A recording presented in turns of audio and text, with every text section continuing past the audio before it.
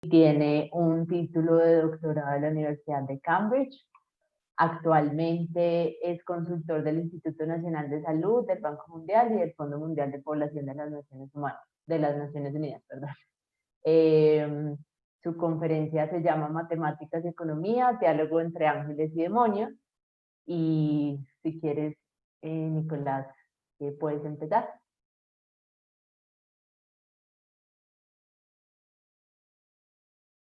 ¿Aló? Te escuchamos. Súper. Dame un segundito acá. Paro la presentación y pongo la cámara, por lo menos para que haya un rostro para ver. Un segundito. Súper. Ok. Hola, muy buenas tardes a todos. Entonces vamos a hablar un rato sobre la parte de las matemáticas, la economía, cómo se han involucrado la una con la otra. Y bueno, no, pues primero que todo arranquemos qué tema tan interesante para tratar un viernes en la tarde, ¿no? Se nota que estamos en cuarentena. Pero, pero realmente sí es un tema muy importante y afecta bastante la forma en que practicamos el desarrollo, mucho más allá, afecta la forma en la que vemos la economía. Entonces, quisiera comenzar esta charla con dos anécdotas que pasaron hace relativamente poco, una en un seminario y una en un lugar de trabajo. Entonces, la primera sobre un seminario, era un seminario de evaluación de servicios ambientales. Y en la idea era que el presentador, la presentadora en este caso, estaba explicando cómo se había hecho la evaluación de un parque natural. Cómo calcular esos precios sombra de cuál es la disposición de la gente a pagar. Entonces ella dijo, bueno, no, yo lo que hice fue que hice unas encuestas, le pregunté a la gente cuál es la disposición a pagar, asimismo también ella calculó cuál era la gasolina que se gastaba en el carro para ir al parque, cuántos peajes les tocaba pagar, todas esas cosas para ver toda esa disposición. Y en ese momento alguien del público interrumpió y dijo, bueno, me parece muy chévere esta evaluación, pero, ¿qué hay de otros servicios, de, por ejemplo, las apreciaciones culturales del parque, los servicios ambientales que tiene el parque? Ante lo cual ella respondió que su grupo había sido comisionado para hacer la parte, su grupo era el grupo comisionado para hacer la parte económica y entonces todo lo demás, que también es muy importante, esa parte no cuantitativa iba a ser asumida por otros grupos en otros proyectos. Y todo el mundo quedó como, ah, bueno. Pero no, porque entonces, ¿qué es lo que implícitamente quedó ahí? ¿Es economía lo mismo que la parte cuantitativa? Ejemplo número 2. Hace poco, pues para el tema del COVID y el seguimiento de los datos, había que hacer unos cálculos y los cálculos están asociados al hecho que, pues, ¿quién tiene mayor movilidad? Mayor movilidad tiene la gente que le toca salir de la casa, que desafortunadamente, pues para empeorar la situación de vulnerabilidad, son usualmente gente de bajos recursos que les toca buscarse el día a día.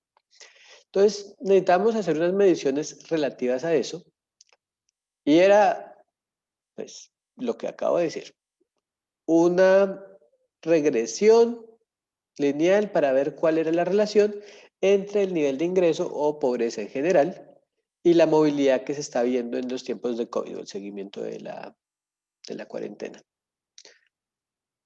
Y bueno, tarea chévere.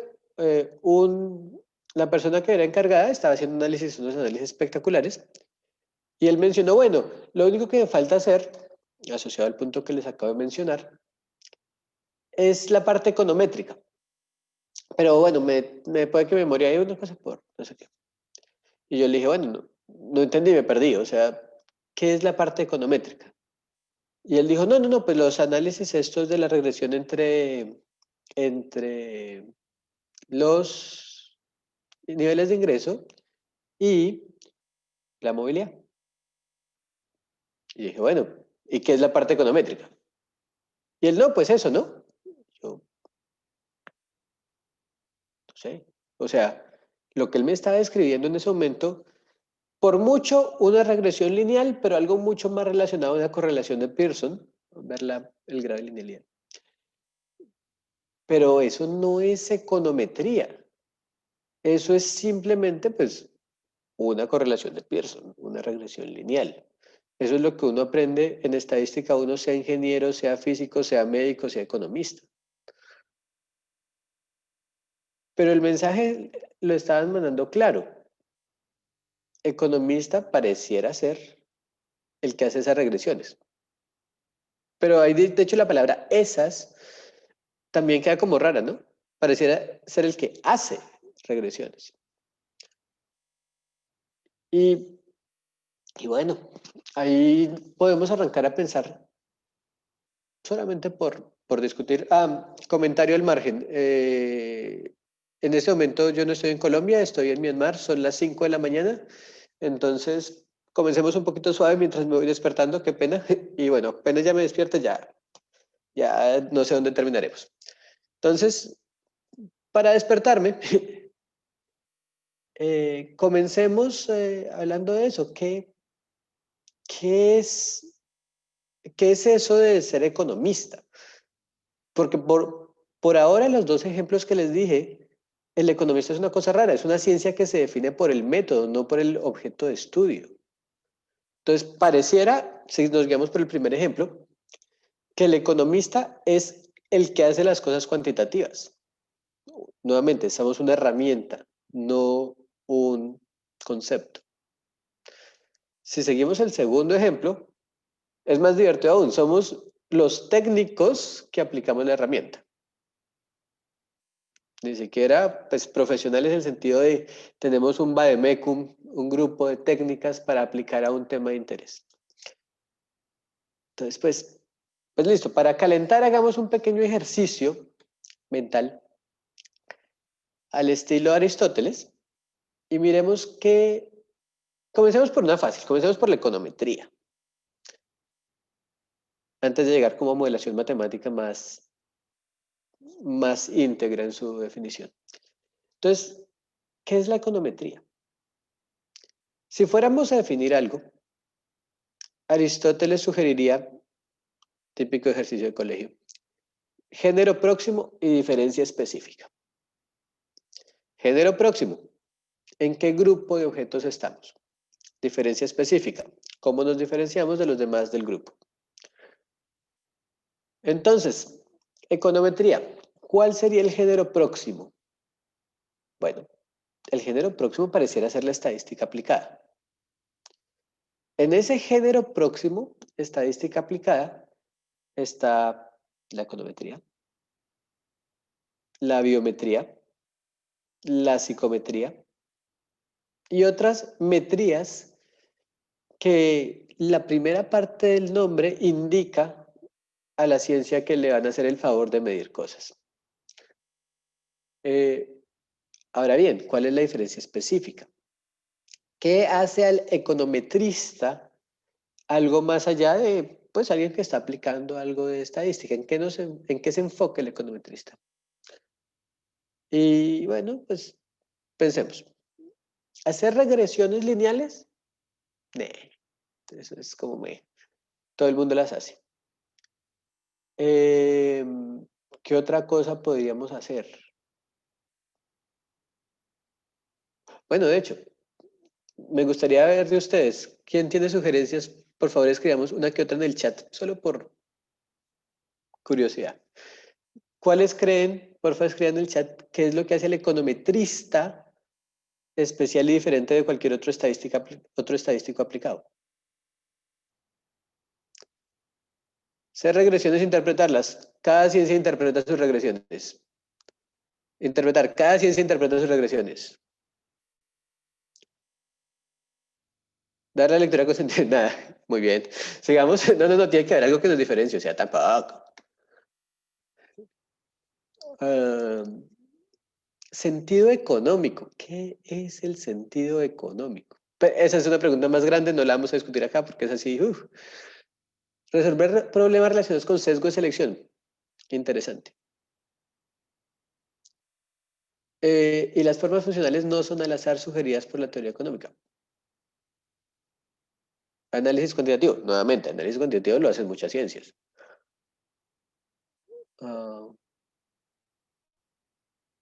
Estimar una demanda bien. Puede ser. Puede no ser. Bueno, no, pues les voy a dar un poco mi respuesta. La interpretación, insisto, la hace cada quien. Tengo un ejemplo puntual al respecto. Una vez que tuve que ir a la clínica por un problema respiratorio, estaban haciendo espirometrías. Para el que no sepa, una espirometría es cuando ustedes los pueden soplar a una máquina y la máquina va mostrando un grafiquito asociado a la potencia que tiene la respiración. Una espirometría es en lo que en estadística técnicamente se llama un análisis de supervivencia. El tiempo que toma entre un evento ocurre y el evento finaliza, y la evolución. Y la enfermera en ese momento lo interpretó muy bien. O sea, estoy sano y salvo. Todo salió bien. Entonces, la interpretación no. Vienen ya en la interpretación económica tampoco. Porque es que interpretación, insisto, es leer la gráfica. Hasta ahí.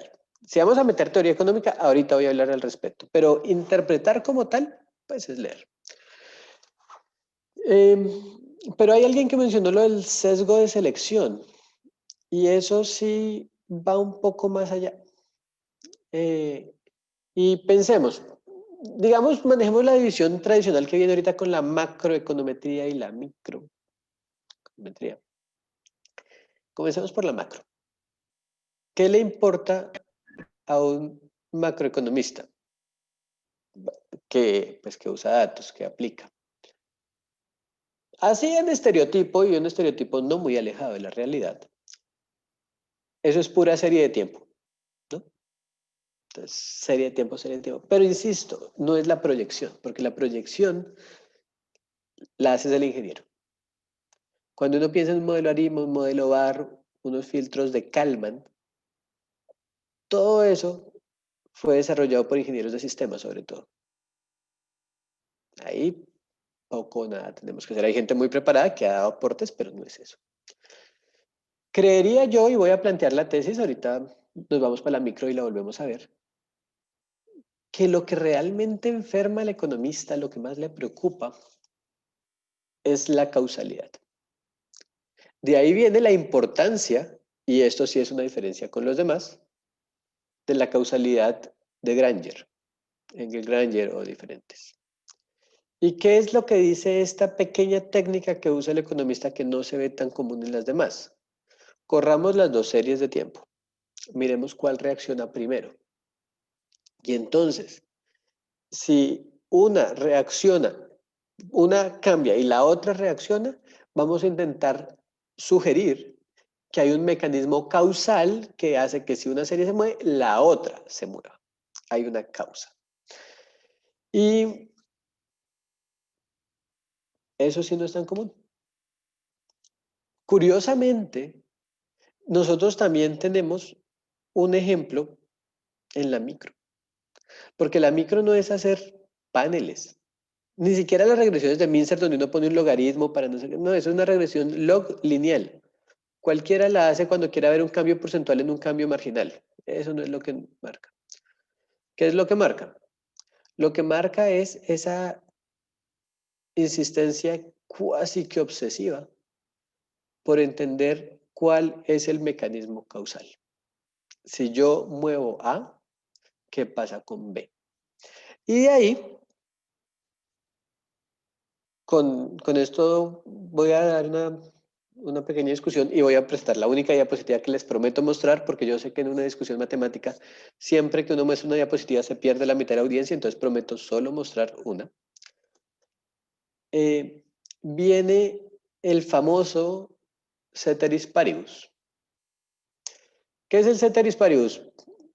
No sé si muchos tuvieron la impresión en su primer semestre de economía cuando escucharon esa palabra por primera vez, es como el conjuro el hechizo, la magia que lo volvió uno un economista, cuando uno se enfrenta a una situación y dice ceteris paribus, y ya aparece ahí la magia. Pero el ceteris paribus significa deje todo lo demás quieto y mueva solo una cosa. ¿Por qué esto es importante? Es importante porque si nosotros vemos gente que se ha enfocado en evaluar qué es la causalidad, en particular acá los economistas sin declararlo, seguimos mucho la línea de Judea Pearl, una persona, él nació en Tel Aviv, 1936, muy interesantes sus trabajos. Entonces, Judea Pearl dice, para medir causalidad necesitamos manipulación. ¿A qué se refiere con esto? Viendo un sistema, no podemos ver la causalidad, porque no entendemos cuáles son los mecanismos. La única forma en la que uno puede entender la causalidad es cogiendo el sistema, poniéndolo de alguna forma en vacío y empezando a mover cositas. Uno mueve una cosa, mueve otra cosa y ve reacciones. Esa capacidad de mover, esperar y ver reacción es la que permite empezar a descifrar el movimiento causal. Pero en la economía tenemos un problema ético grandísimo, porque pues eso de fijar y empezar a mover cositas a un sistema que es la sociedad en la que vivimos, como que no suena tan chévere. Y aquí en esto les quiero mostrar la diapositiva que les prometí, entonces por favor avísenme cuando se pueda ver la diapositiva. Denme un segundito, la pongo acá.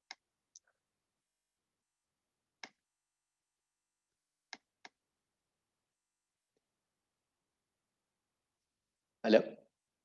Estamos viendo la diapositiva del seminario. Muchas gracias, Dani. Entonces, miremos la siguiente diapositiva. Para todos los de ustedes que todavía estén estudiando estadística y para aquellos que no, pues igual es bueno recordar. Este gráfico es básicamente lo que es una variable instrumental y el problema de la endogeneidad y todo lo demás asociado a la vida. ¿Cómo lo interpretamos? La variable que nos interesa es la variable Y. La variable Y está influenciada por dos variables, la E y la X. El problema es que la E no la observamos, no podemos ver lo que es la E, solo vemos lo que es la X. Y eso genera un lío, porque si X se mueve, el efecto causal que uno quisiera medir es esta flechita, la flecha que va de X a Y.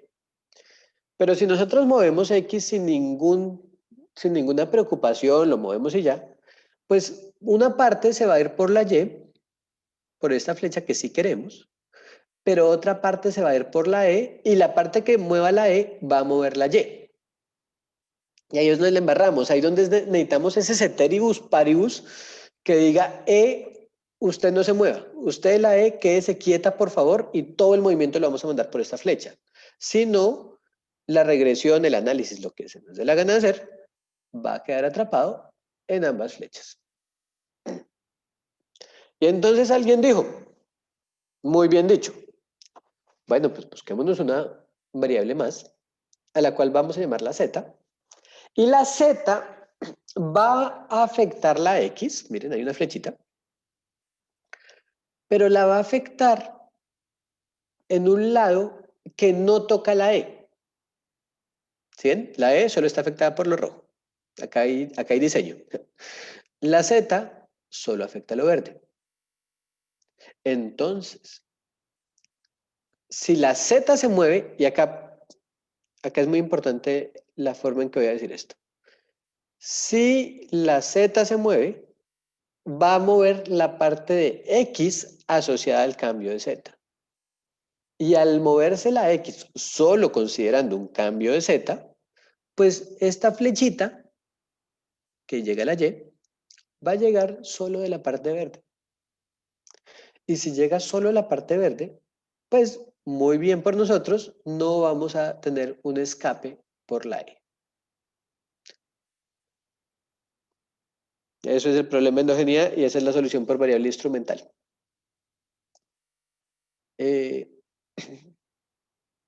Pero pues no es una solución tan chévere, ¿no? ¿Y por qué no es una solución tan chévere? Porque es que acá todo el problema surge de una flecha entre lo que no vemos y lo que vemos.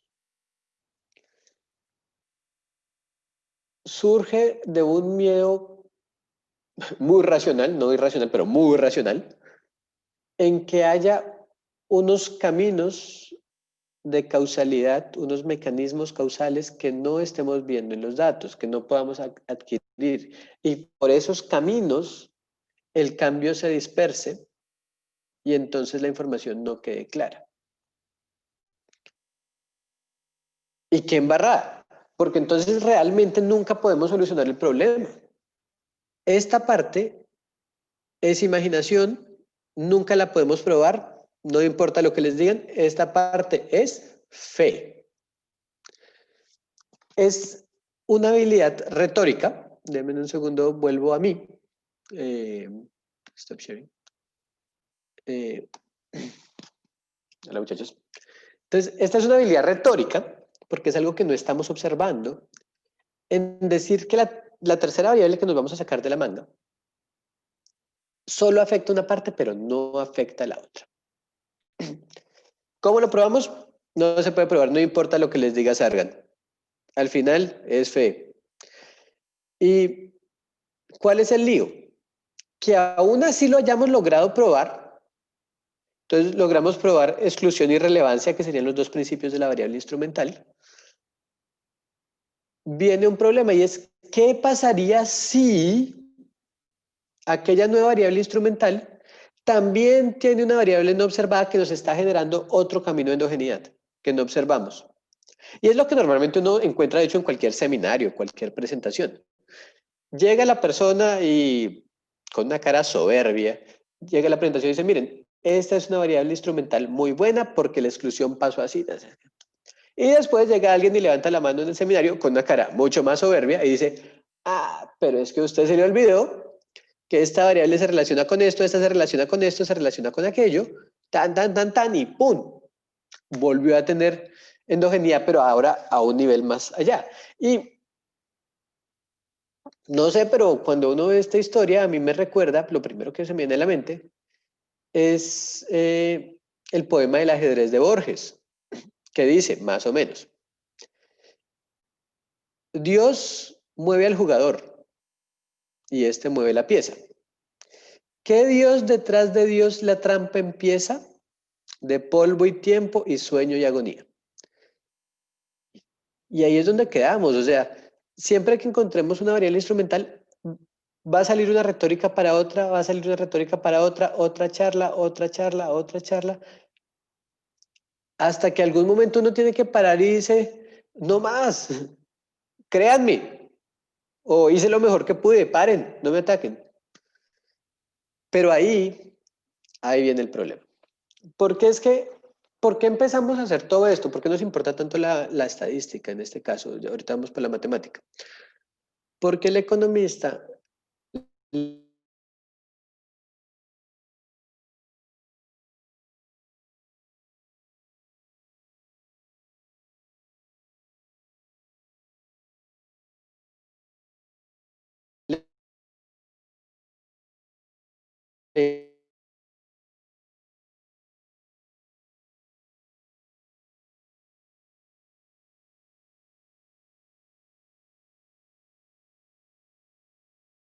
aproximación empírica, una aproximación de los datos.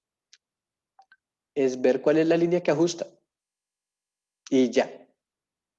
Bueno, hay unas técnicas mucho más elaboradas, hay cosas mucho más chéveres, bonitas que uno puede hacer, pero la preocupación del ingeniero es ajustar la línea.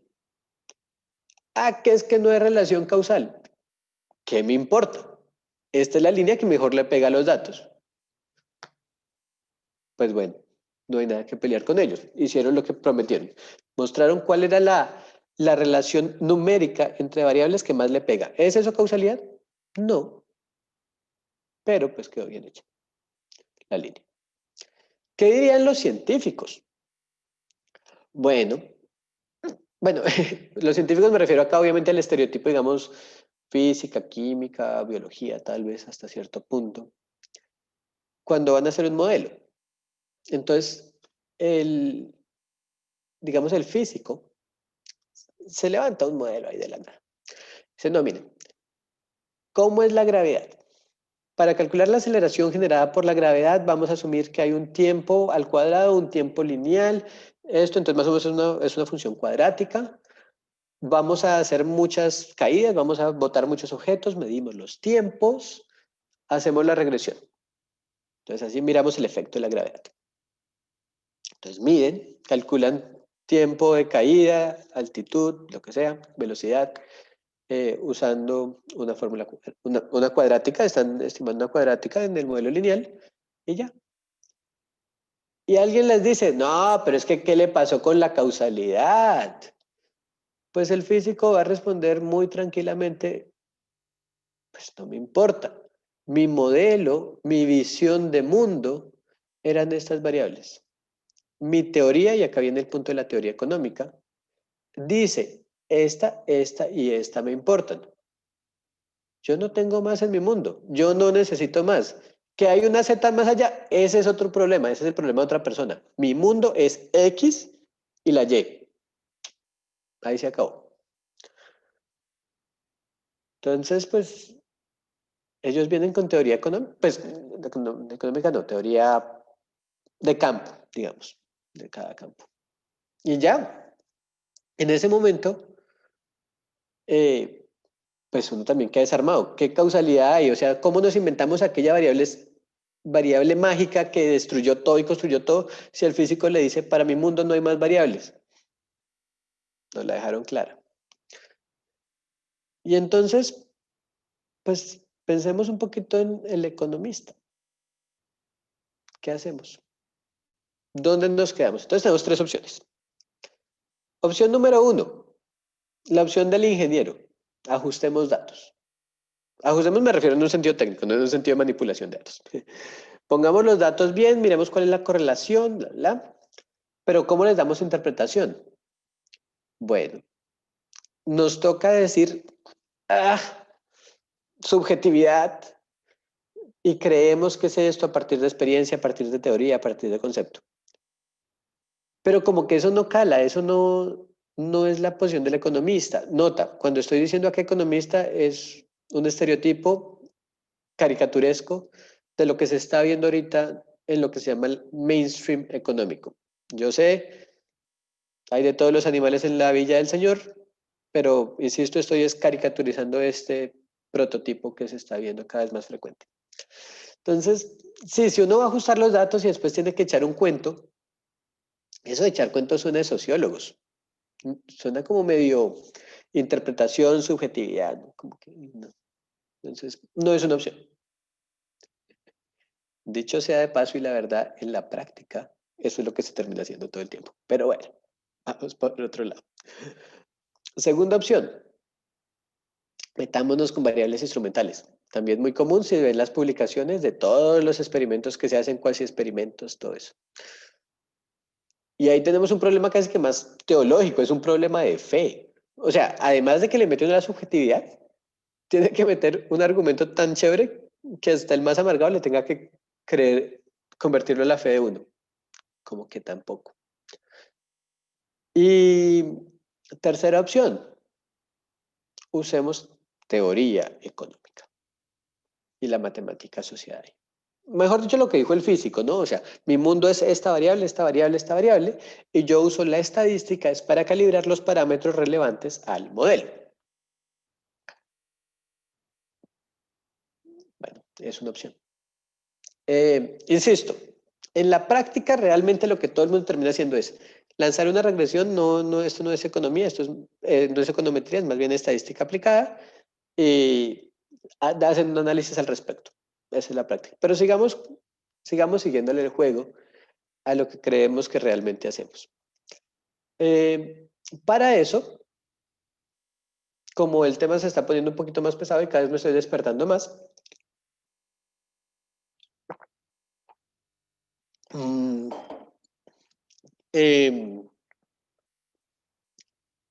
Dispersémonos un poquito. Hablemos de un tema un poquito más suave y ya volvemos otra vez al tema denso. Hagamos una prueba matemática, un modelo matemático, digamos. Entonces, en este modelo matemático que les voy a plantear ahora, para relajarnos un poco después de tanta lógica aristotélica de género, género y diferencia específica, hagamos un modelito matemático. Y en este modelo matemático vamos a demostrar que todos los osos polares son blancos. ¿Listo? Así como para relajarnos, es viernes en la noche para ustedes.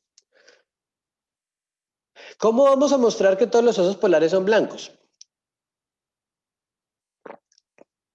Voy a hacer dos supuestos. Supuesto número 1. Todos los osos polares son lechugas.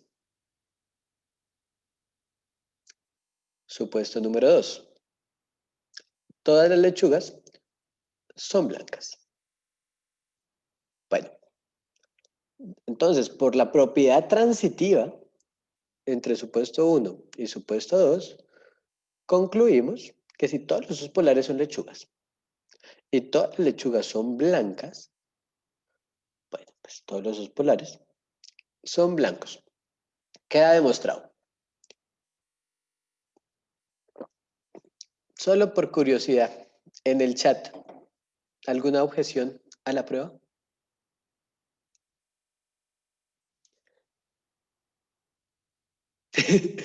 No sé si eso sea una objeción.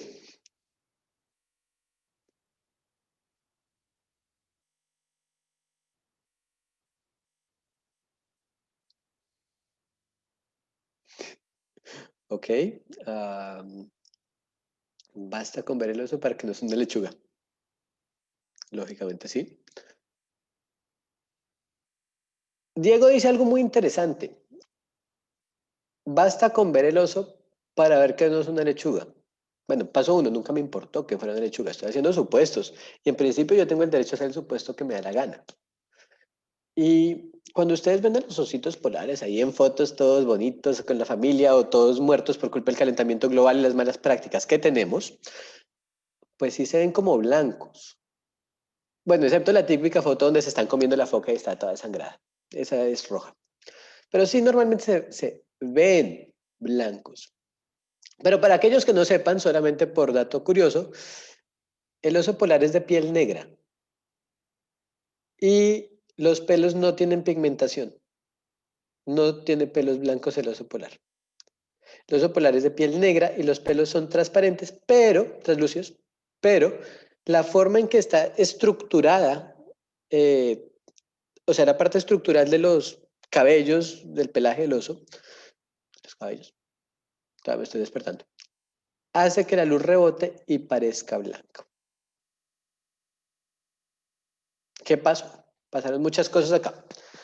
Paso 1. A una visión calmada, despreocupada y desde lejos, mi teorema, pues mi teorema no, mi demostración lógica es cierta a simple vista. Pues yo probé que los dos polares son blancos, yo voy a revisar y veo que todos son blancos y pues ya tiene. Chévere. Cuando voy a terreno y veo al detalle, primero aprendo que la realidad es mucho más interesante que esa ficción. Son negros. La forma en que estructuran cada una de esas fibras hace que la luz rebote y parezca blanca para cuestiones de camuflaje. O sea, ni siquiera tienen pelaje blanco, ni siquiera tienen pigmentación blanca. He aprendido bastante. Pero ignoremos esa parte, así como los economistas. Vamos a la parte de la lógica. Como bien lo dijeron, pues sí, lógicamente sí. O sea, si yo asumo A y asumo B, concluyo C, pues mientras no haya un error interno al modelo, pues no hay lío como modelo.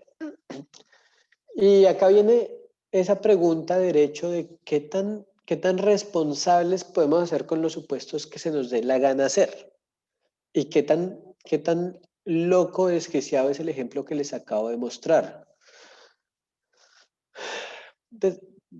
Desafortunadamente no es tan loco. O sea, en principio sí, uno puede hacer los supuestos que se les dé la gana cuando uno está jugando con las matemáticas. Y es que eso es lo bonito y lo chévere de las matemáticas, ese juego. De uno poder identificar muchos supuestos y crear mundos imaginarios. Si yo supongo A, B, C, ¿hasta dónde puedo llegar? ¿Qué tan lejos puedo llegar? Sigan, bienvenidos y muy chévere ver sus resultados. Me encanta, fantástico. Pero si del supuesto vamos a generar alguna aplicación y esa aplicación de hecho va a afectar a personas de alguna u otra forma, ahí sí nos toca pensarla dos veces. Ni siquiera por la parte ética, sino por el mecanismo causal. En mi prueba lógica, para observar que los osos polares, pues para demostrar que los osos polares son blancos porque quiero sacar un paper, la lógica interna es consistente. Pero, ¿qué pasaría si yo quisiera hacer una alteración al sistema? Recuerden la idea de Judea Pearl, no hay causalidad sin manipulación.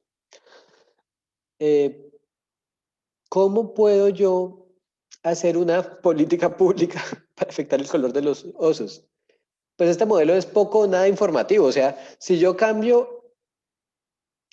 uso un nuevo fertilizante para cambiarle el color a las lechugas, les aseguro que eso no va a afectar a los osos. Para nada. Entonces, ahí si bien el supuesto hace que el modelo sea lógico internamente, no refleja los mecanismos causales que realmente vemos. Y al no reflejar esos mecanismos causales, pues embarrada. No nos sirve para nada más que para una discusión interesante de qué tan lejos llegamos con una serie de supuestos. Pero ustedes me dirán, eso, pues eso está bien para osos, pero estamos hablando de economía, o sea, no, de economía. Y yo les pregunto a ustedes, y me parecería chévere que me digan en el chat, ¿quién ha visto una Cobb Douglas en la vida real? Porfa, los que la hayan visto pongan sí y los que no la hayan visto pongan no. El que no tenga ni idea que es una Cobb Douglas, también bienvenidos. Es micro, punto a favor. En el tablero.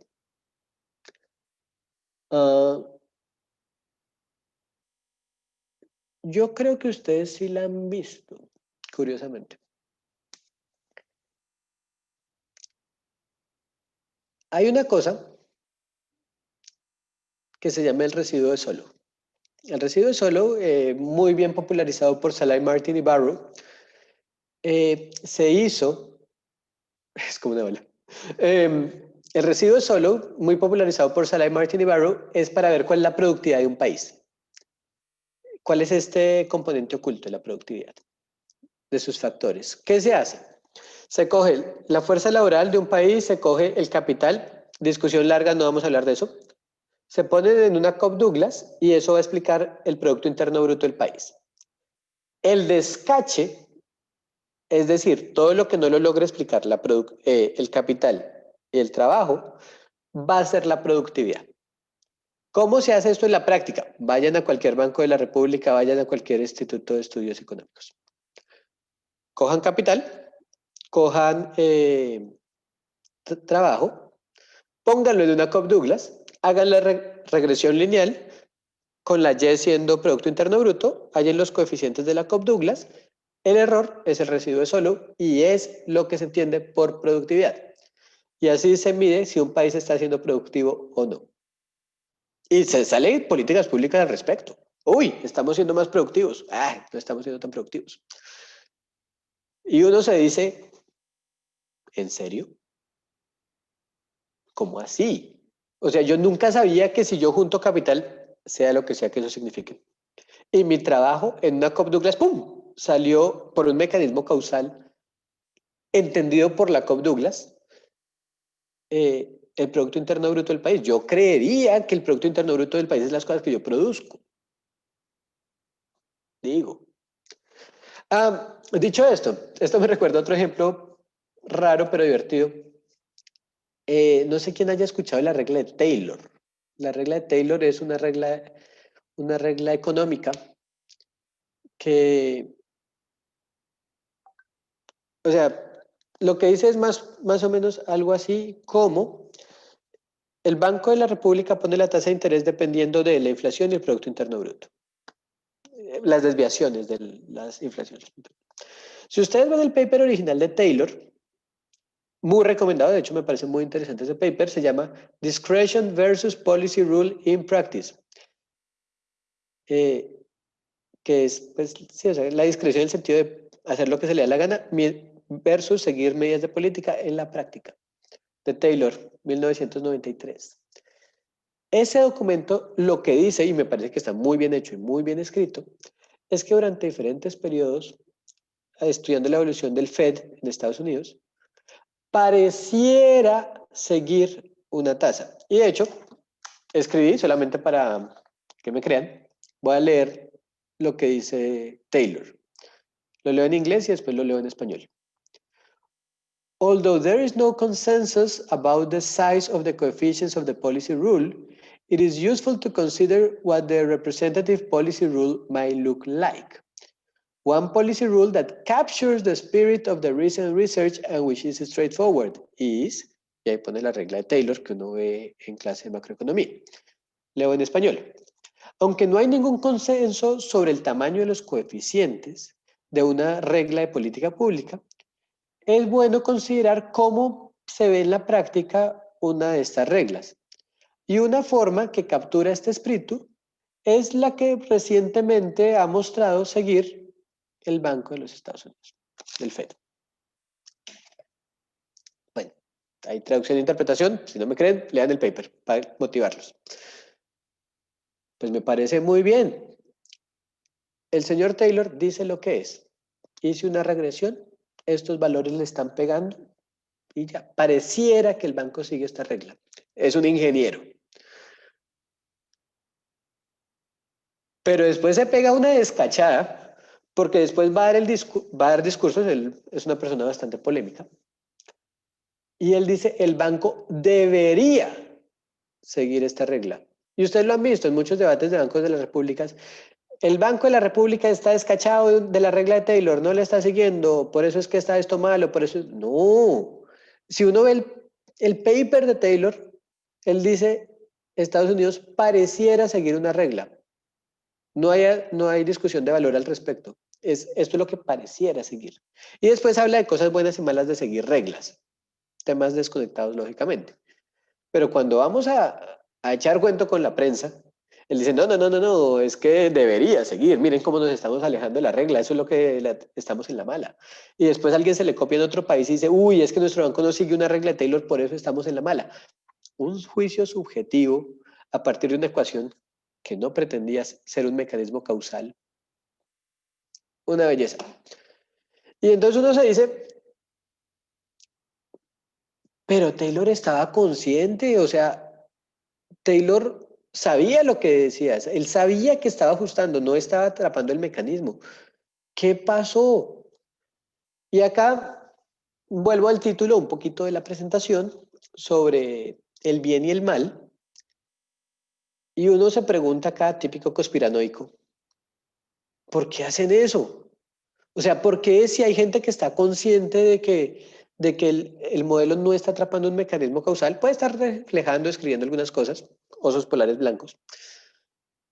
¿Por qué si estamos conscientes igual mandamos el argumento? ¿Hay maldad en este mundo? ¿Qué está pasando?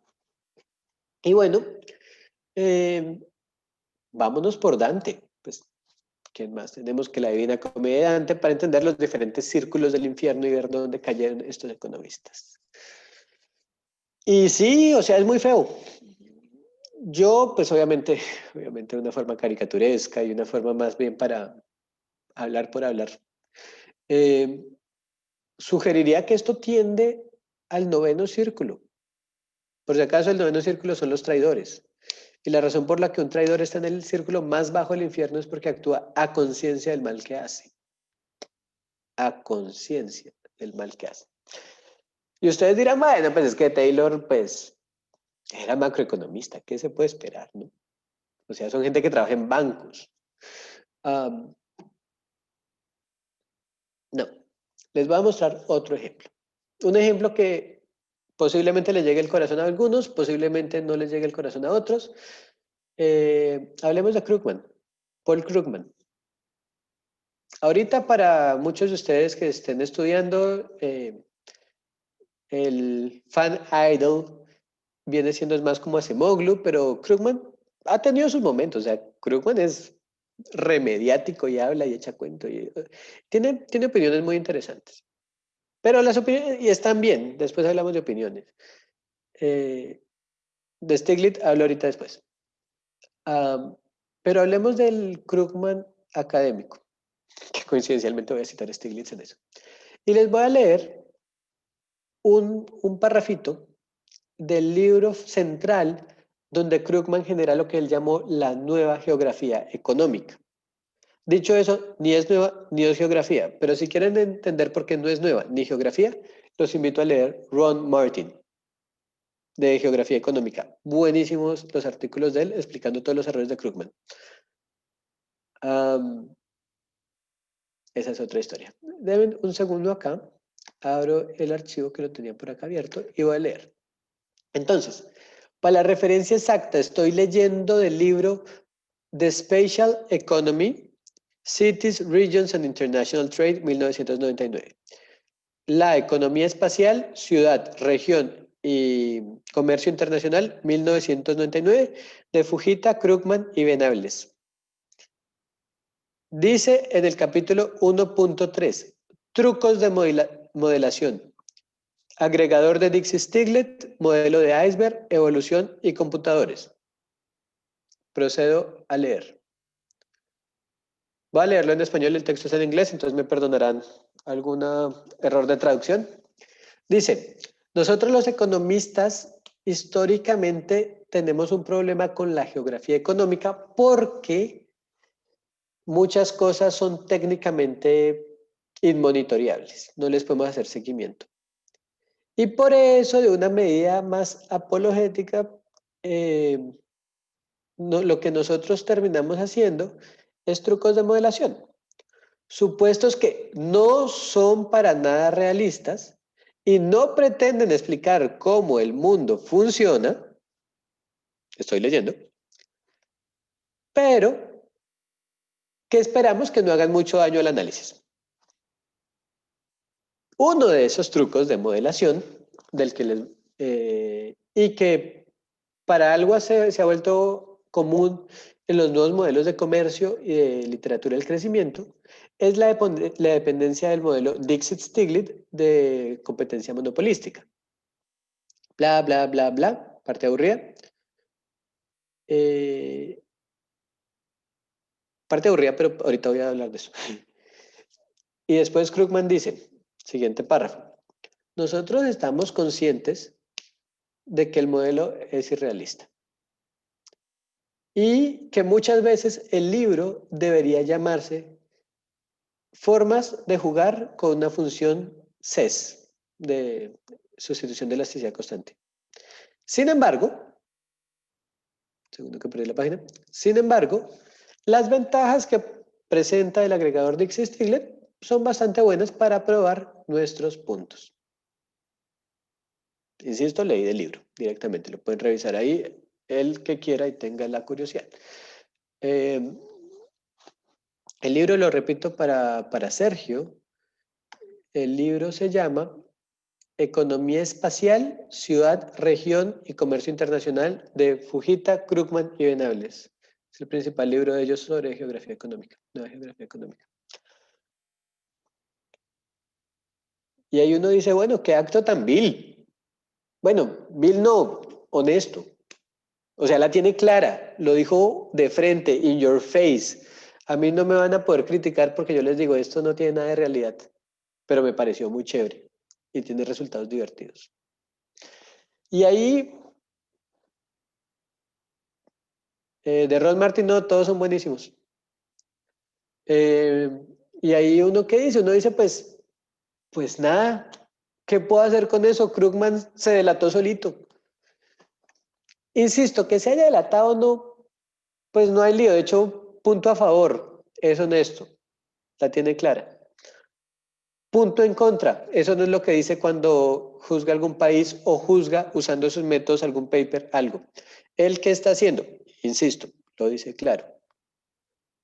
Osos polares son lechugas, lechugas son blancas, llego a la conclusión que quiero, osos polares blancos, y ahora, en la conclusión que quiero, doy mi opinión y hablo al respecto.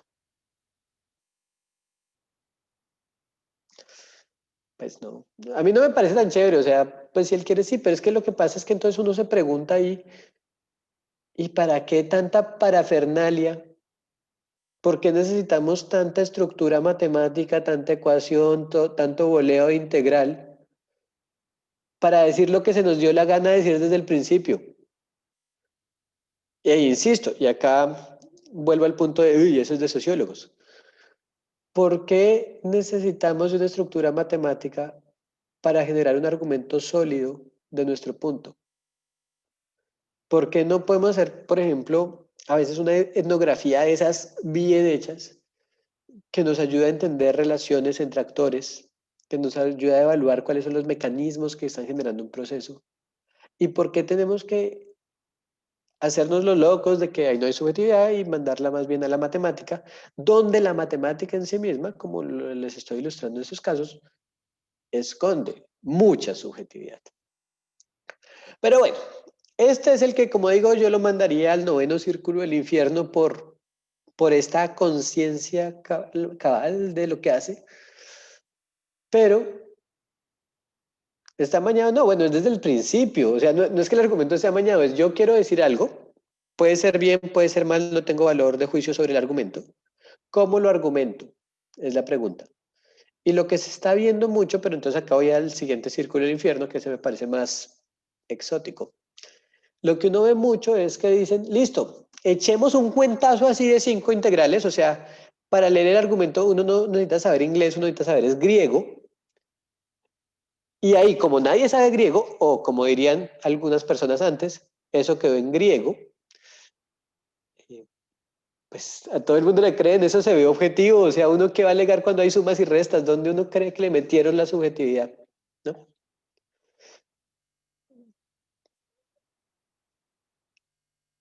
Eh, ahorita voy a responder el mensaje de Diego, que ese me parece relevante para lo que sigue.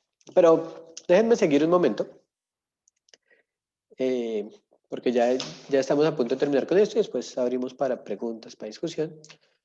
Eh, hay otro círculo que me interesa mucho, el círculo número 2, la lujuria. Eh, diferentes estudiadores, uy, qué oso. Diferente gente letrada que ha leído Dante, la Divina Comedia y la ha revisado. Incluso sugieren que no es el segundo círculo del infierno de la lujuria, sino que llega a ser casi que el primero. ¿Y por qué la lujuria está tan light y la traición acá? Por el nivel de conciencia. Argumenta Dante, argumenta, esto es interesante además que es la Divina Comedia, que la razón por la que los lujuriosos no la embarraron tanto es porque estaban sesgados por buenos motivos,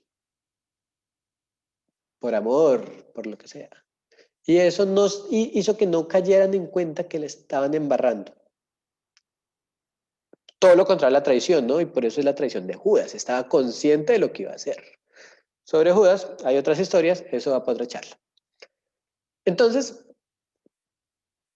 ¿qué es lo que vemos? Lo que vemos son unos batallones, pero batallones, tanto que no me diría unos pelotones de, de economistas que, enamorados y en idolatría a ciertas figuras, empiezan a repetir y repetir sus fórmulas y se las creen. Y les quiero dar un ejemplo puntual ante este caso tan, que es el agregador de Dixie-Stiglitz, que es lo que justamente estaba hablando Krugman. Si ustedes han visto algo de comercio internacional, lo que más se usa ahorita, lo que más publica ahorita, lo que No más, lo que tiene que haber en la publicación es el modelo de Merlitz, que usa un agregador de Stiglitz porque quiere ver cómo los insumos, los productos intermedios, afectan las relaciones internacionales de un producto final. Y uno dice, bueno, pues ignoremos el modelo un segundito. Si yo voy a hablar de producción intermedia, la cadena de valor, y esto cómo me afecta al final, a mí lo que se me vendría a la mente es algo al estilo Leontiev, al estilo Rafa, que son matrices de insumo producto. Yo le meto 4 llantas y saco un carro, ¿no? O sea, bueno, le meto 4 llantas, le meto un motor, le meto 2 puertas, y después me voy a la llanta. ¿Qué necesito para hacer la llanta?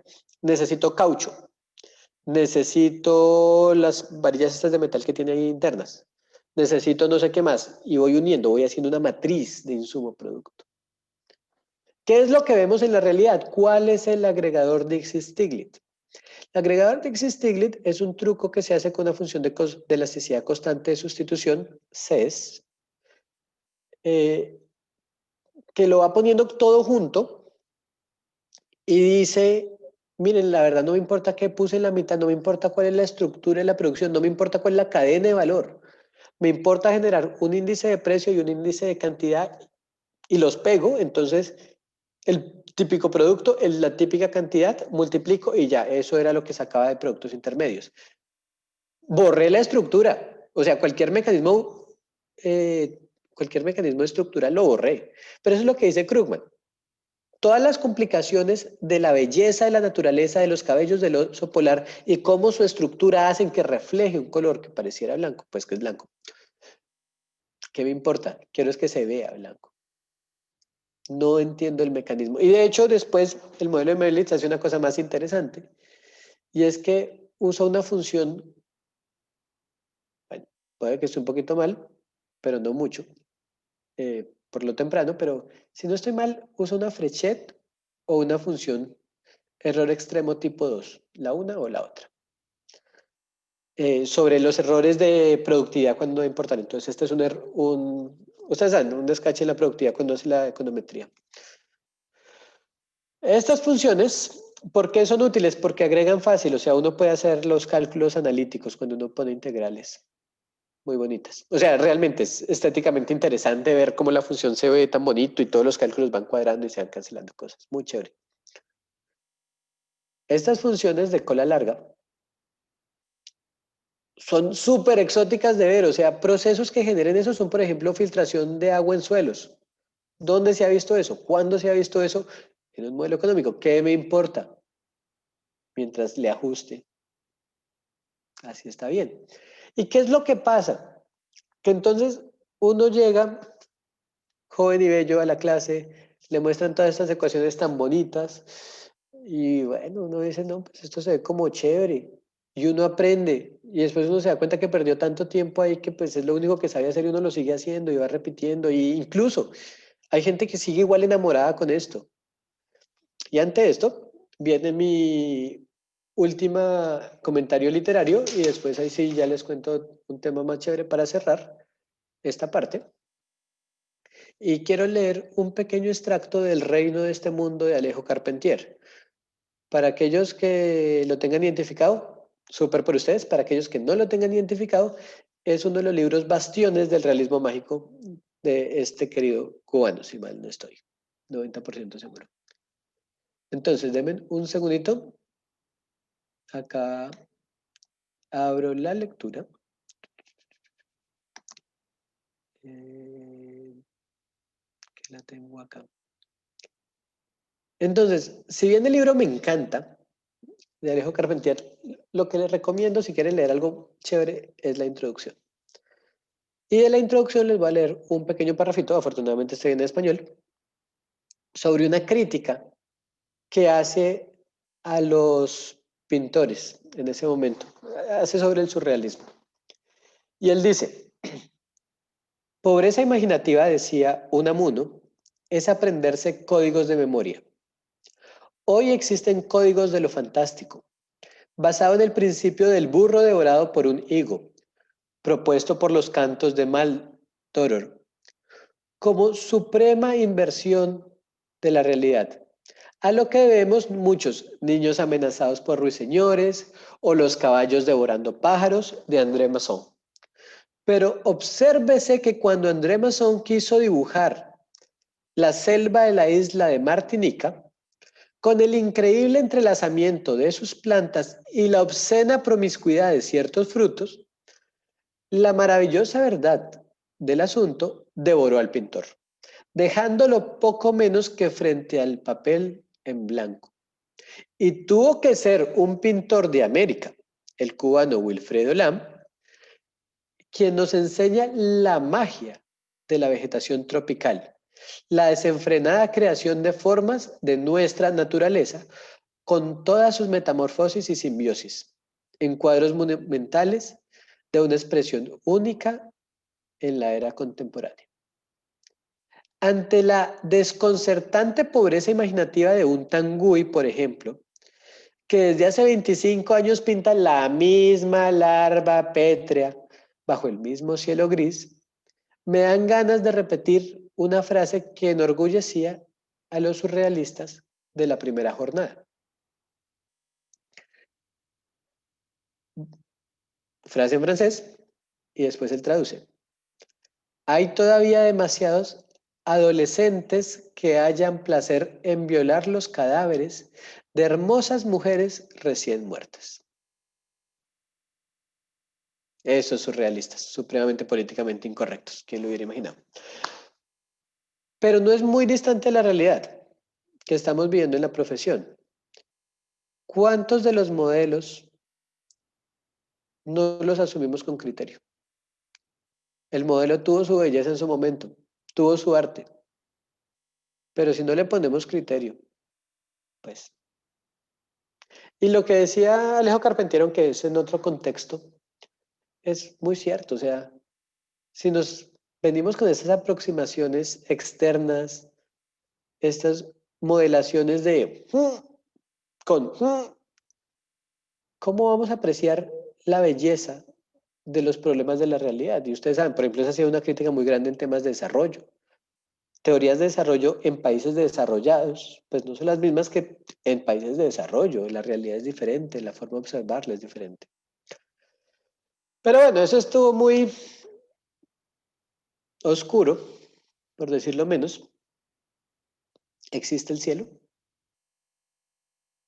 O sea, ya hablé de los malos. ¿Existen los buenos? Y sí, sí existen los buenos, tampoco seamos tan malos. Y les voy a dar 3 ejemplos que a mí me parecen muy bonitos. ¿Para qué? Pero para entender estos ejemplos y por qué son tan poderosos, entendamos cómo sería un muy buen modelo matemático en economía.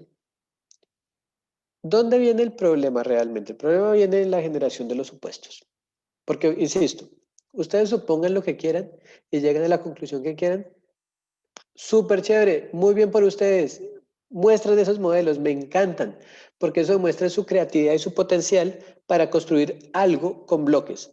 No estamos hablando de economía, pero me encanta, o sea, eso sí es capacidad creativa. Es el salto, es la implicación en política pública, en desarrollo, en todo esto. Ahí es donde yo digo, Dicho eso, cuando algún profesor les llegue a decir, es que nosotros hacemos modelos matemáticos por la racionalidad, por la lógica, por la estructura mental, ¿qué va? O sea, hagan modelos matemáticos para aprender a hacer matemáticas, chévere. Pero por la estructura mental, economista, no necesariamente. Y acaba el punto. Si el supuesto no tiene lógica, pues lógica en el sentido de contexto, pues están aprendiendo a hacer modelos matemáticos, no economistas. ¿Qué sería un buen modelo en ese caso?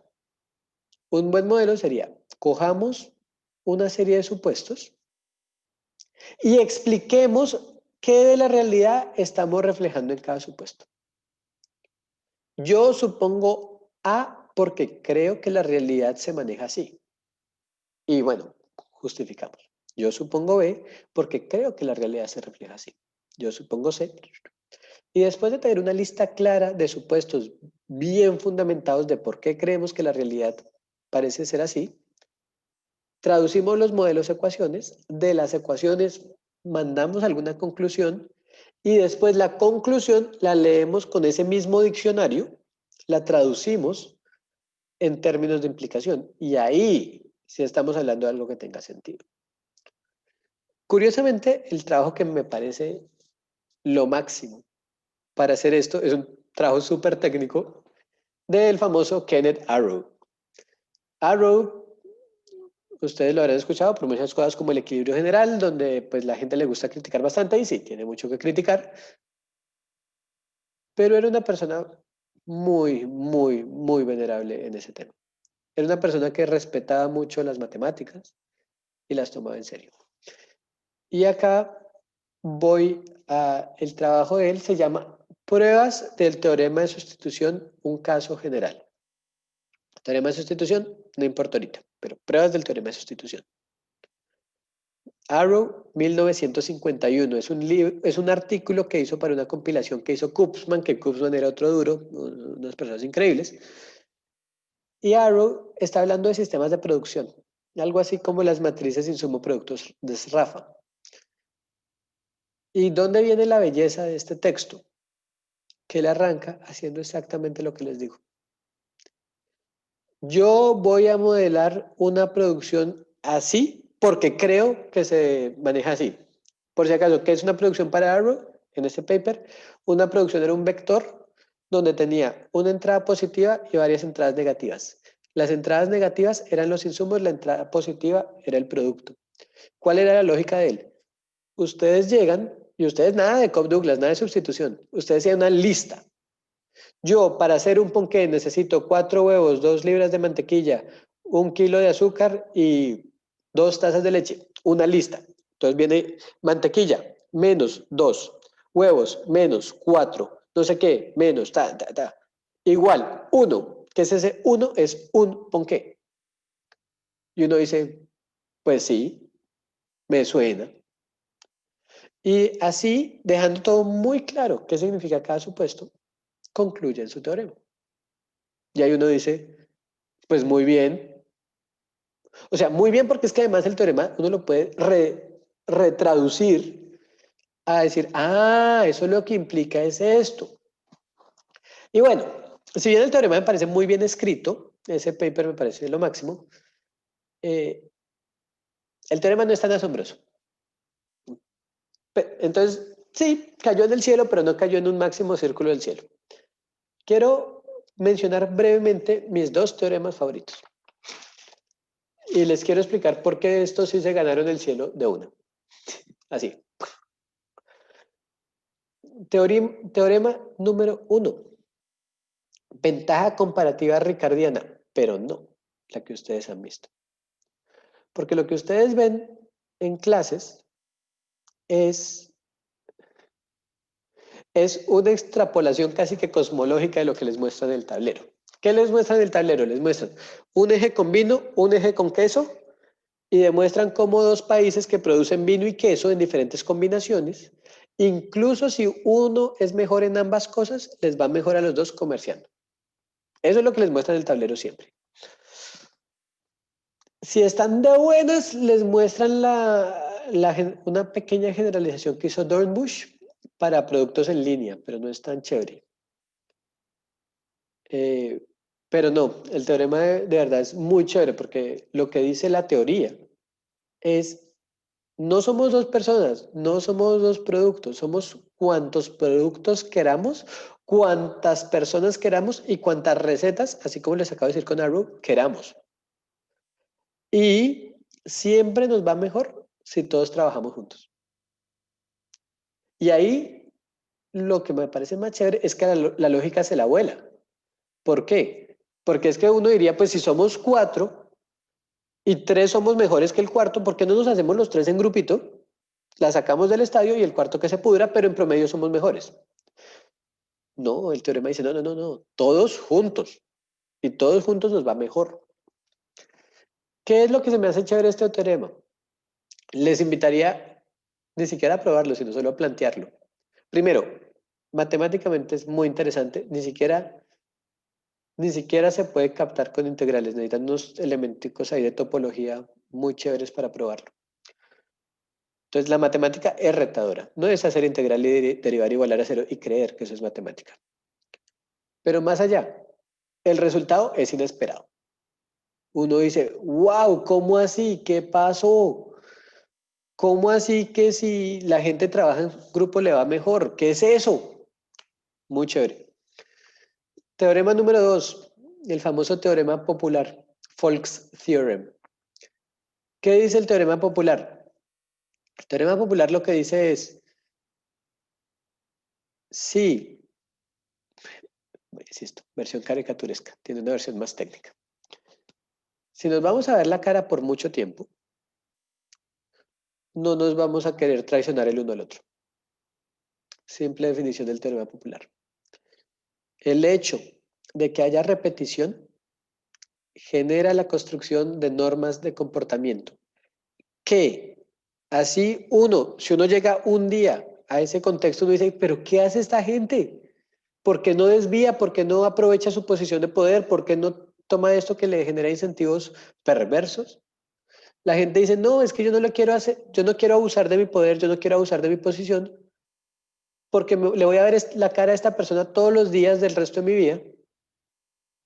Y es mejor que nos portemos bien el uno al otro porque ahí nos colaboramos, ahí generamos sociedad. Y en esa actuación generamos institucionalidad. Y ¡puf! Bellísimo teorema. ¿Y qué es lo más chévere de estos dos teoremas? Acá no estamos hablando de Cobb-Douglas. Acá no hablamos de una función de utilidad x cuadrada que ni idea quién la tiene. Ni idea quién maximiza su felicidad con x cuadrado. Estos teoremas son muy generales, muy abiertos. Lo que les explicaba, ¿qué es una producción? Una producción es una lista, una entrada positiva, unas entradas negativas. Teorema popular también se puede ver con elementos muy fáciles, pero tienen implicaciones que uno dice, wow, qué chévere. Entonces se logra. Y acá con esto quiero cerrar y qué pena si no dejé tanto tiempo de preguntas, pero pues acá nos podemos quedar hasta que se les sacan las preguntas. El problema actual con la economía y la matemática es nuestra capacidad de crítica al respecto. Y que comemos mucha basura, eso es como en la dieta, realmente solo consumimos basura. Pero, aunque suene irónico con el título del video, la matemática no debe ser demonizada, no debe ser canonizada tampoco. La matemática es una herramienta. La matemática es una herramienta que no nos va a quitar nuestros juicios de valor, que no nos va a resolver todos los problemas en la vida, no nos va a volver objetivos, si es que de principio ya no lo somos, que no lo somos.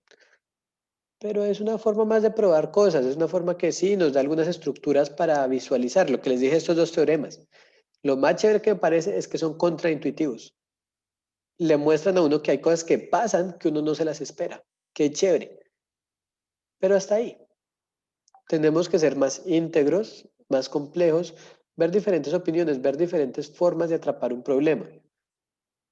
Si nosotros queremos ser economista profesional, somos gente que nos mueve el tema, gente que nos mueve el concepto, no gente que nos mueve la herramienta.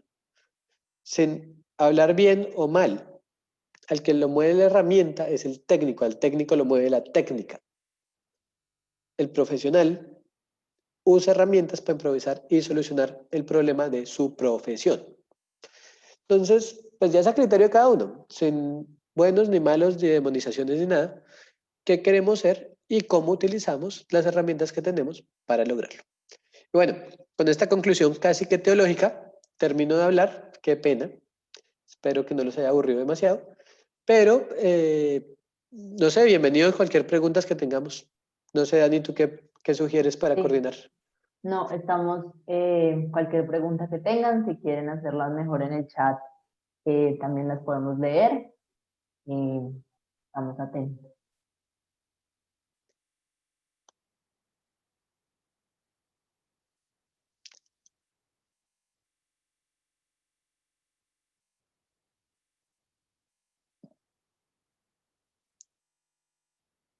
Hay un nuevo mensaje. Una referencia muy interesante de Vargas Llosa.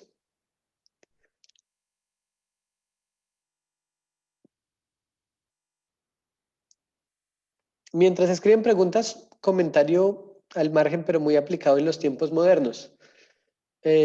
Para cuestiones de políticas públicas, para recomendaciones de políticas, tengan cuidado con los académicos, ¿no? O sea, uno diría, bueno, si el académico es la persona más objetiva, ¿no? Objetividad. Pero realmente también es la persona más conservadora que pueden encontrar. Y eso define posición. Entonces,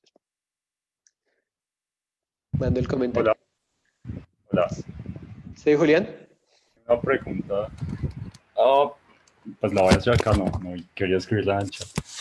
Eh, digamos, lo que usted dijo, pues yo ya creo que ya lo he escuchado como suficientes veces, lo he escuchado muchísimas veces, ¿sí? O sea, es como un lugar ya más o menos común, digamos, cierto cúmulo de quejas respecto del uso de las matemáticas y eh, digamos, el papel el curso normal de la economía, ¿no? Por ejemplo, no sé, respecto de la revolución de las expectativas racionales, había mucha gente inconforme, bueno, había una cantidad importante de gente inconforme, etc. Ahora, digamos, lo que a mí sí me parece como interesante es preguntarse, esto que usted dijo como es algo conocido, no es algo ignorado, ¿y por qué cree que no se hace nada al respecto? O sea, digamos, más o menos las cosas continúan su curso eh, en ese sentido, ¿sí? Su curso, por ejemplo, a la hora de producir modelos, yo recuerdo que una vez vi uno sobre cómo se tomaban decisiones sobre educación, y un modelo pues muy bonito, pero, o sea, cómo la gente tomaba decisiones sobre educarse o no educarse. Es un modelo muy bonito, pero y sí, tenía algo de sentido, pero de hecho lo más interesante del modelo es que era tan ambiguo, tan ambiguo, no, tan vago, tan abstracto que yo veía eso y decía, con esto no voy a poder explicar nada de verdad. O sea, de verdad, verdad, no. O sea, si yo mismo me pregunto a mí mismo, cómo tomé yo decisiones sobre educación, ese modelo era cierto, encajaba, pero además era como decir generalidades sobre mí que pues sí, encajarían porque son muy generales. Ahora, la cosa es, por qué esto continúa? ¿Sí? Ok. Me gustaría escuchar su opinión al respecto. Listo. Dos comentarios, uno de la pregunta implícita y otro de la explícita. Si, si este es un tema tan repetitivo, tan trillado, que estoy de acuerdo. Estoy alegando eso. No sé, algo interesante tiene que tener porque pues yo estoy despierto acá desde las 5 de la mañana y ustedes están un viernes a las 7 de la noche hablando del tema. No sé quién está más loco, si ustedes o yo, pero en la mitad Pero estamos. yo no dije que no fuera interesante, solo quise No, de decir, es acuerdo, algo muy... pero es repetitivo y ahí viene el punto. ¿Dónde viene esa O sea, diferencia? por qué sigue ese malestar, esa mala conciencia al respecto Correcto. y una mortificación constante, etcétera? Sí, sí, sí. Entonces, quiero dar dos ejemplos a eso. Un ejemplo viene, un estudio sociológico que me parece lo máximo, am, sobre, el tema es, de hecho, desde el proceso súper exótico, es la convicción que llegan los terroristas suicidas en algunos grupos bélicos en Medio Oriente.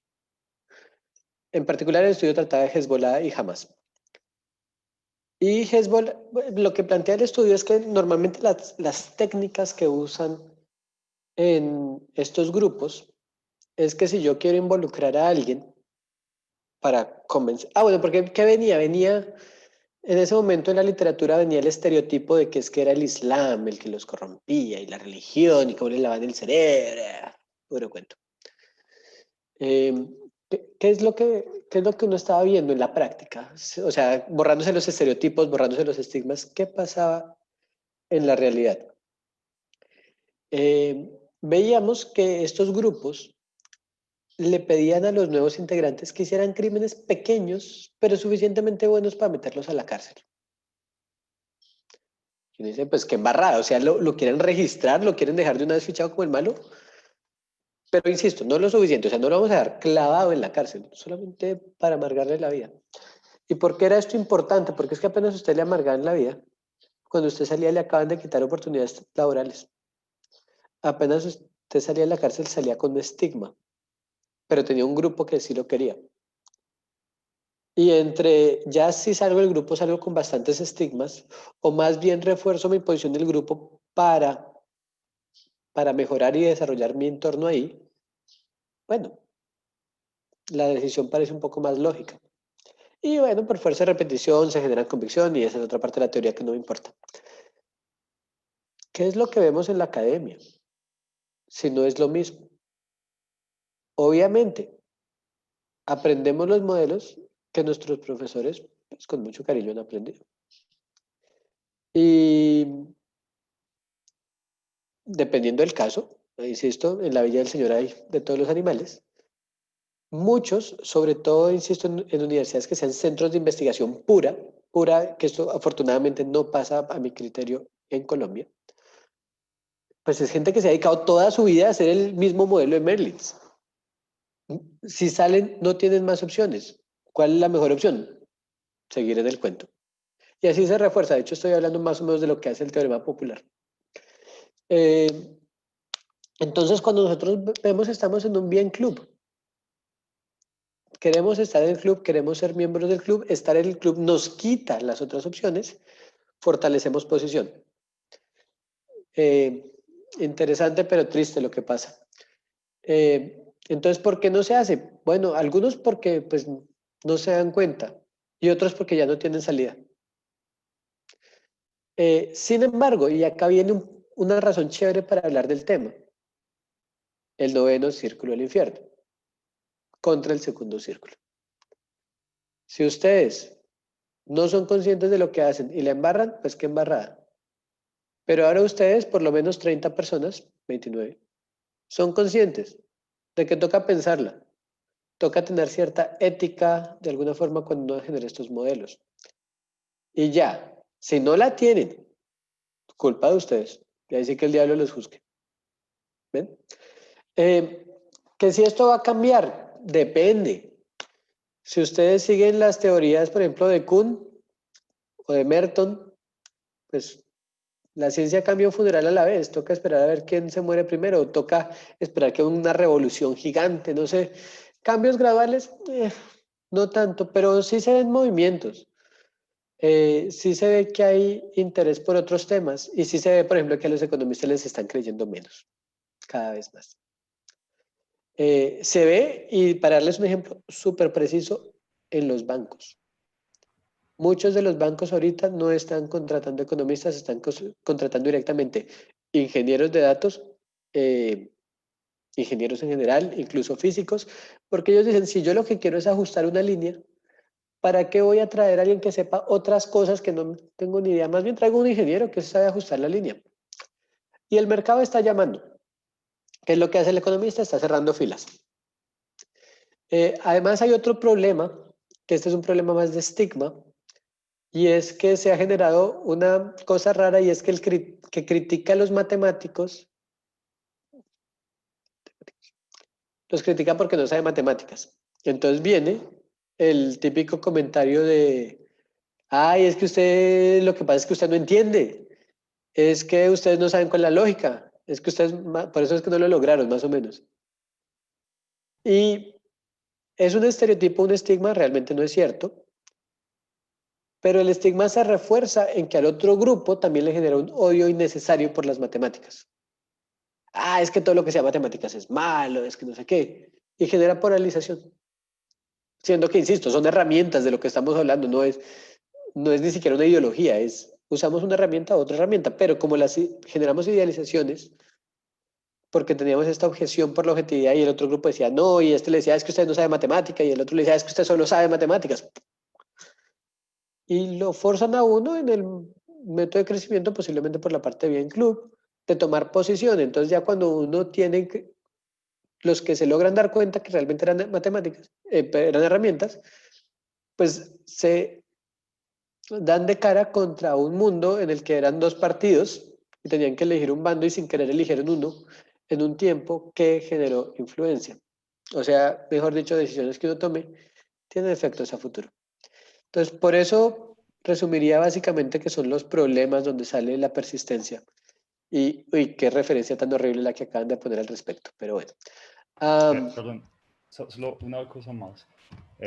Yo no Dale. dije, digamos, que no se debía discutir al respecto. No dije que no se debía discutir al respecto.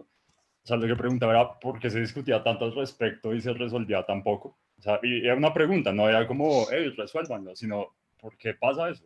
¿Sí? No, Es sí, lo primero. por eso digo, o sea, es un tema chévere, fresco. O sea, Lo segundo es que, digamos, entiendo lo que usted dice, y es que hay esta situación de inercia debido a que son un grupo enorme de gente haciendo un conjunto de prácticas que empiezan a ser imitadas. Pero pues, o sea, la verdad no me parece del todo creíble como una explicación, porque mire, si yo me puedo poner a saltar en una pata toda la vida, pero no por eso la gente va a empezar a saltar en una pata o a seguirme saltando en una pata o a aprender a saltar en una pata. Eso no, o sea, hacer cualquier tontería no convierte eso en algo, digamos, en una práctica social. O sea, lo que a mí me parece es que pues hay algo dentro de la división social del trabajo en la economía que reproduce ese conjunto de prácticas y es más complicado que eso, o sea, digamos, tiene patas, tiene ámbitos que van más allá del simple hecho de la inercia, del simple hecho de la, digamos, de las universidades. Hay un ámbito cultural complicado, importante. Eh, o sea, no estoy del todo seguro, ¿sí? O sea, pero me parece que demanda como un estudio muy complejo, pero digamos, hay un ámbito social que va más allá del mundo de los economistas, que reproduce las prácticas de los economistas a los ojos de las demás personas. de acuerdo.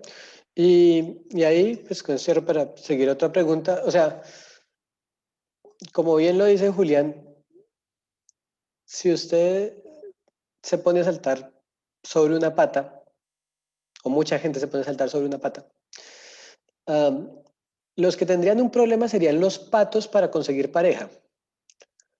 Pero eso no implica que otra gente lo vaya a seguir o no. Lo que haría que otra gente lo siga es que Julián sea popular. Y ahí sí empezamos a ver cosas, porque también hay unos temas de reputación, hay unos temas de idealización, seguimiento, miremos quién le está yendo chévere, copiémonos, no copiémonos, ¿verdad? Que es lo que uno realmente ve en la ciencia. O sea, no es que salga un loco a decir, uy, qué locura, miren lo que se me ocurrió. No, es que es un loco que le parecía chévere a la sociedad. Hay normas, hay deseos, y en eso estamos totalmente de acuerdo. Y justamente prueba el punto. Si uno lo ve desde solo una aproximación, pues la explicación va a quedar coja o sin pata. Hay que verlo desde distintos ángulos. Cada ángulo tiene una historia que aportar y ese en el fondo es el punto. O sea, matemática chévere para unas cosas, no chévere para otras. Hablemos con diferentes puntos de vista. Listo, súper. ¿Quién tiene más preguntas? Yo vi que Miguel levantó la mano primero. Bueno, hola Nicolás y hola a todos. Pues gracias por la charla, estuvo bastante interesante.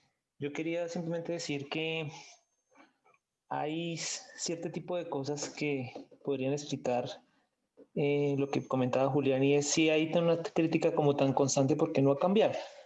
Yo diría que lo que pasa es que la gente que es crítica, pues sencillamente no se le da espacio en los lugares más formales y más reputados de la academia. Entonces,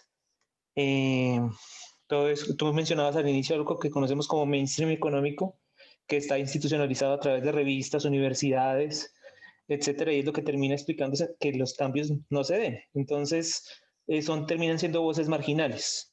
Ahí frente a eso yo recomendaría de pronto un par de autores, son Andrew Merman y muy especialmente a Colander. Colander sí ha sido bien crítico de cómo la discusión nuestra pues entre los críticos y los no críticos, o en lo que llamamos los heterodoxos y los ortodoxos, sino en tratar de entender cada punto y tratar de cambiar las cosas desde adentro de la ortodoxia misma. O sea, como explotar el sistema desde adentro. Entonces, las cosas no van a cambiar. Digamos, los modelos más famosos, la Academia Americana, que es la que nosotros seguimos, no va a cambiar si sencillamente seguimos reproduciendo el mismo sistema pues de prestigio que hay en la academia. Entonces, las críticas van a seguir, por supuesto que van a seguir, pero lo que pasa es que siguen porque nadie las escucha y terminan siendo voces marginales en una reunión, digamos, como esta de viernes a las 7 de la noche. ¿Sí? No es la reunión que, o sea, el Banco de la República no está haciendo estas reuniones, no le interesa tampoco. Y las universidades tampoco las están haciendo y no les interesa, porque sencillamente el modelo que ellos reproducen pues es otro, ¿sí? Es el modelo de los modelos, entonces no les interesa. Entonces, esos elementos que mencionaba Julián, que me pareció que los puso como pequeñitos de inercia. No, la inercia explica eso, es una inercia pragmática funcional. Es bien importante para entender por qué esas críticas pues no tienen más audiencia. Y pues ya ese era como el aporte. No era una pregunta, discúlpame, era más como un comentario, pero pues es lo que quería comentar. Muchas gracias, Miguel. Y eso trae a una discusión presente más o menos relevante, y es las nuevas listas y las nuevas condiciones que se generaron en la academia para los premios Oscar. Acá en la academia me refiero a la Academia de Cine. Para los premios Oscar. No sé quién ha estado informado, pero hace poco los premios Oscar, por la baja de popularidad que tuvieron un bajonazo gigante. Sacaron unas nuevas instrucciones sobre temas de inclusión requeridos para las películas de los Oscar. Entonces requieren que por lo menos algún miembro del staff sea de minoría, no sé qué, un montón de condiciones ahí interesantísimas. Y mucha gente se alborotó, para bien y para mal. Uy, qué chévere, los Oscars están siendo inclusivos. Uy, qué mal, los Oscars están siendo inclusivos. Y uno se pregunta, ¿es que los Oscars son el cine? Los Oscars en la práctica, pues Hollywood, más o menos la partecita que le dan a los demás, son lo que vemos, son lo que consumimos, pero son lo que vemos y lo que consumimos por nuestra posición, por nuestro estatus, por otras cosas. Pero no tiene nada que ver con el, o sea, el cine que se genera en Bollywood, el de la India, el cine que se genera en Nigeria, tanto random, cine europeo, muchísimo más, una variedad, y mucha gente lo consume, se produce absurdamente. Curiosamente no es el de los focos de lectura que estamos ahorita. Sí es cierto, hay unos sesgos muy desafortunados en muchas instituciones académicas, y pues es deber de cada uno ser responsable y cambiar. Pero también, y hago ahí la prudente aclaración que la mencioné al principio, en la práctica tampoco les importa este debate porque la gente se vuelve más pragmática. Y ahí sí les importa 5 dar su opinión.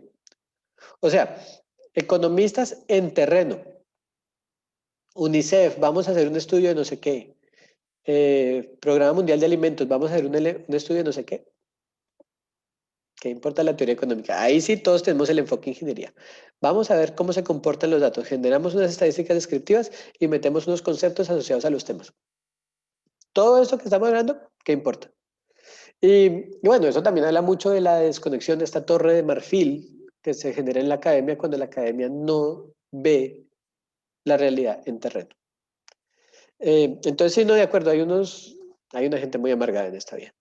Y se generan estos movimientos de inercia, el prestigio, lo que Miguel bien decía, el famoso top 5, que es una locura. O sea, insisto, teorema popular en su más bello ámbito.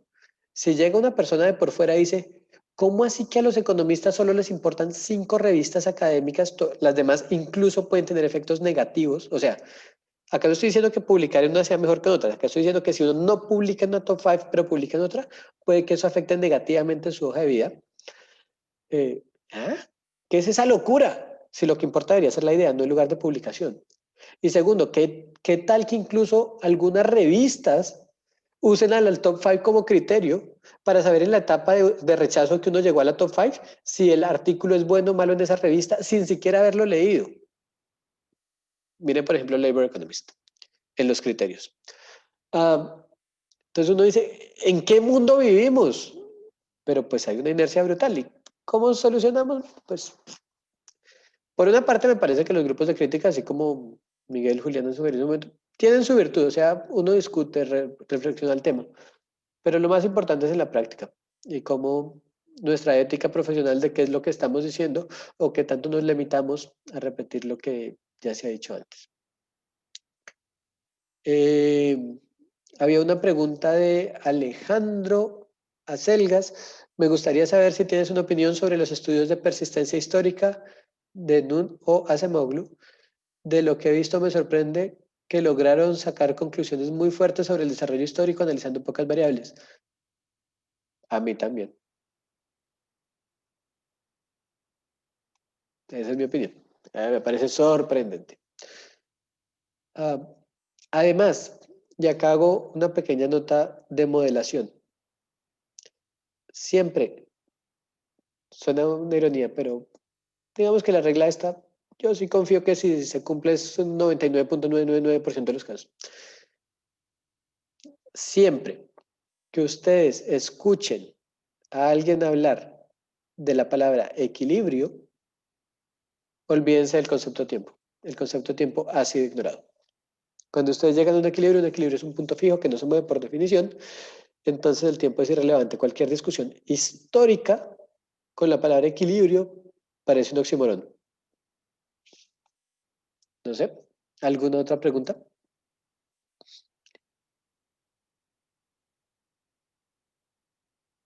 Uy, pero es más fácil para un economista con reputación cambiar la economía. Uno se gradúa y se pone en esas y se queda desempleado. No, al contrario. O sea, curiosamente, y esta ha sido mi experiencia más desde la parte aplicada, cada vez se ve un poco más mal a los que digan que son economistas, que me parece muy interesante ese tema. O sea, la gente sobre todo de temas en desarrollo les está cogiendo rabia a los economistas. Y esta gente viene solamente a hablar de modelos que no tienen nada que ver con la realidad. Y están empezando a valorar muchas otras ciencias, el mercado laboral no académico, y al economista incluso, o sea, en algunos sitios sigue siendo un premium ser economista, pero si hay otros en que, si a ustedes los ven llegando con, no, miremos la utilidad, no sé qué, la utilidad, ¿qué es la utilidad?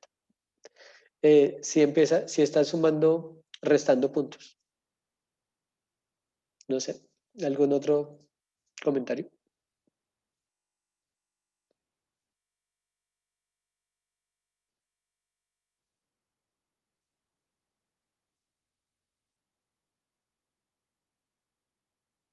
Hay una pregunta.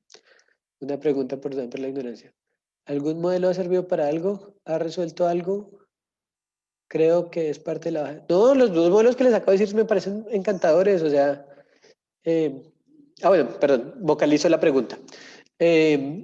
¿Algún modelo ha servido para algo? ¿Ha resuelto algo? Sí, hay modelos muy chéveres en este mundo. Hay cosas muy interesantes, muy divertidas. Y así rápido, un área que me encanta, me parece una belleza, el diseño de mecanismos. La forma en la que el economista piensa los incentivos de las personas para ver cómo pone las reglas de juego y modela la acción, me parece que tiene unas implicaciones muy chéveres en temas de seguros, en temas de comportamiento, temas de buenas y malas prácticas. Entonces, a ver, eso me parece, pues, insisto, hay muchos ejemplos, pero es el primero que me llega a la cabeza. Área súper chévere. Diseño de mecanismos, qué belleza. Obviamente, insisto, todo con el respectivo cuidado y la diligencia de ser consciente de cuáles son los supuestos y el contexto donde estos temas tienen sentido. ¿Hay evidencia de ese rechazo laboral al economista? Mencioné dos ejemplos. Primera, los bancos. Insisto, es una evidencia mucho más empírica. No sé, tampoco me ha interesado si está cuantificado o no como estadísticamente. Pero sí, para gente que recluta, he escuchado los dos comentarios, y no de uno, de varios bancos y de varios centros de desarrollo que el economista no sabe.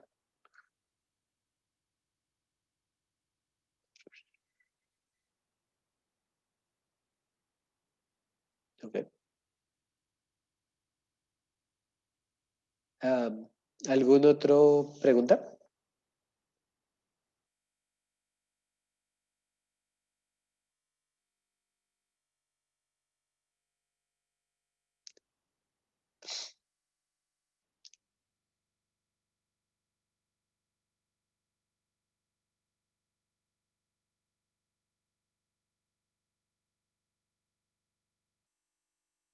No sé, pregunta la 1, pregunta las 2, pregunta las 3. Vendido. Bueno, no, entonces para cerrar, Álvaro, no sé si iba a decir algo. No, que sí, yo creo que ya llevamos como 2 horas de discusión. Eso. No, entonces, lo primero que le decía es, obviamente, pues muchas gracias a todos por haber estado presentes acá. O sea, realmente yo sé lo importante que es un viernes y aprecio bastante este tiempo. No sé, espero en lo posible que algo chévere se pueda sacar de acá. Y como para cerrar y concluir el mensaje de eso, o sea, las discusiones que están ahorita en la academia no son discusiones en la academia. Hollywood no es todo el cine que se produce en el mundo, no es ni siquiera la mitad. El mundo real es una cosa, la academia es otra cosa. ¿Deberían estar conectados? Sí. ¿Hay gente muy buena que los conecta? Sí. ¿Normalmente estamos en las discusiones? A veces, depende del contexto en el que nos encontremos. Ya depende de cada uno. Hacer las cosas bien. Y ahí lo que les digo es simplemente la ética en la profesión. De siempre que vayamos a hacer algo, preguntémonos por qué lo hacemos. ¿Qué criterios estamos usando? ¿Cuáles son nuestros supuestos? Y eso nos ayudará a ser mucho mejor profesionales. Entonces ya, pues con eso yo creo que no. Muchas gracias por haber venido y sigan pendientes de otros eventos de red. Bueno, pues muchas gracias.